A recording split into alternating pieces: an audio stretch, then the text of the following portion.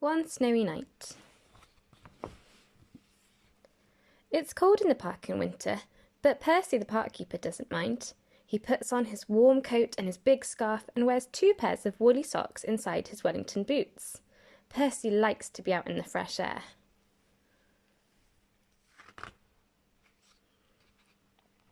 In the middle of the park there is a little hut.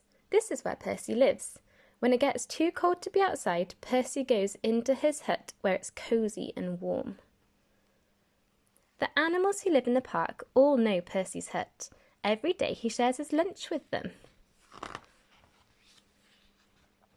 One winter's night it was so cold it began to snow. Great big snowflakes fell past the window of Percy's hut. "Brr," said Percy. "I think I'll need an extra blanket tonight." He made himself some hot cocoa and got ready for bed. Suddenly, Percy heard a tapping sound. There was somebody at the door. Now who can that be at this time of night? Thought Percy. He went to open the door and looked out.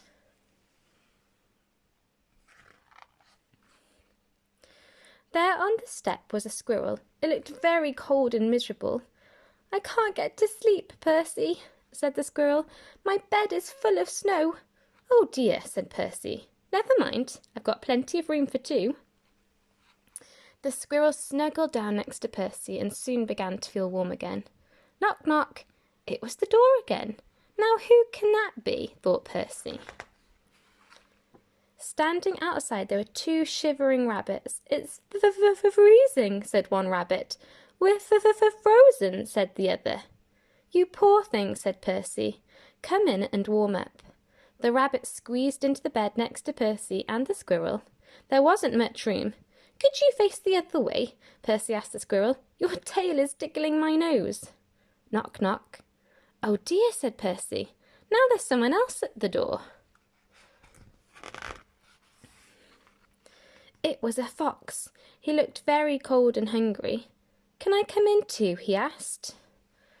Percy scratched his head and thought for a minute. "Well, if you promise to behave," he said. "I promise," said the fox, and he squeezed into the bed next to all the other animals. Bump! Oops! The squirrel fell out. "Who did that?" asked the squirrel crossly. Knock, knock. "Good gracious," said Percy. "It's the door again." This time Percy had quite a surprise. There on the step was a badger, 2 ducks, a hedgehog and a whole family of mice. They all wanted a bed for the night. Poor old Percy, and poor old Percy's bed. The animals pushed and shoved and rolled around the bed. There was just not enough room for them all. Soon the bed covers ended up in a big, tight ball. Then, bump! The covers rolled right off the bed and everybody fell onto the floor. "Oh dear," said Percy. "This won't do at all. My bed is just too small." Suddenly, one of the mice pricked up his ears. "What's that noise?" he squeaked. Everybody listened hard. Now they could all hear it. There was a scratching, scraping sound.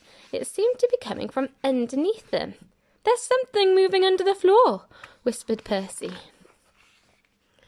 The animals looked frightened, and the mice all started to squeak at once. "Oh dear, what can it be? It might be a monster with fierce claws and sharp teeth." The noise grew louder and louder. Then one of the floorboards began to move. "Look out, it's coming through the floor."